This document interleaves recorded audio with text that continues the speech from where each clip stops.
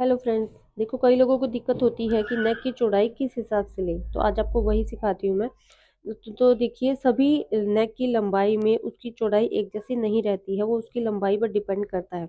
तो यहाँ पर हमने 3 इंच की चौड़ाई का एक ब्लैक कलर का बॉक्स बना लिया है। यहाँ भी 3 है और ऊपर से भी ये 3 ही है।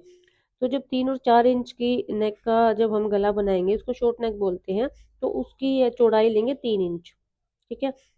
नीचे से भी उसको 3 ही रखना है चौड़ाई में। और जब 5, 6 और 7 इंच की लंबाई का हम नेक बनाएंगे, तो उसमें ½ इंच हम चौड़ाई में कम कर देंगे। ऊपर से ½ इंच कम करना है, नीचे से नहीं करना है। नीचे से उसको 3 ही रखना है। ओके। फिर 8 और 9 इंच की लंबाई का जब हम नेक बनाएंगे, तो यहाँ पर 2 पॉइंट फिर से कम कर देना है और नीचे से वही 3 का ही रखना है, नीचे से कम उसको नहीं करेंगे।